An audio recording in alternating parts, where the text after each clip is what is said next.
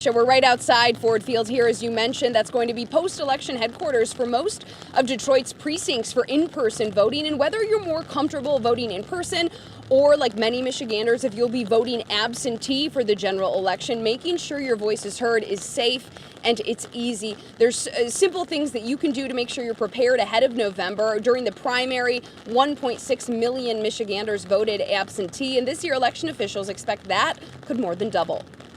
It starts on September 24th when clerks have to send out those absentee ballots for those who have requested them. You can request an absentee ballot online by visiting michigan.gov/vote. You can also check there to make sure you're registered. You can pick up an absentee ballot from your local clerk's office 40 days prior to the election. You can fill it out there and return it, mail it in, or drop it at a ballot collection box, as long as it's in the city or township where you're registered to vote.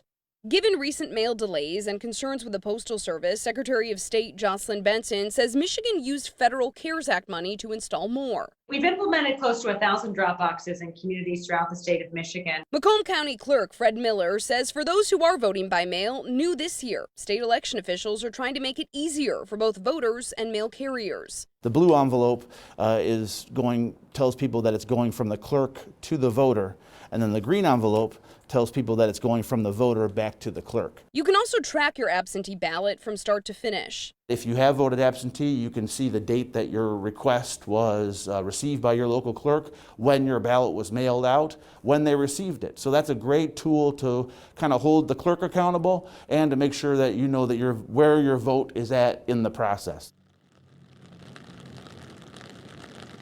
Now, given the expected surge in absentee voting, election officials are encouraging everyone to request your absentee ballot and to put it in the mail or deliver it to your clerk's office as soon as you can, once you're allowed to do so. Coming up at 6 o'clock, you'll hear more from Secretary of State Jocelyn Benson on the changes she'd like to see happen before November 3rd, and also what the State Board of Canvassers is requiring her to do after some hiccups here in several Detroit precincts during the primary. Reporting live this morning outside of Ford Field, Jen Shantz, 7 Action News.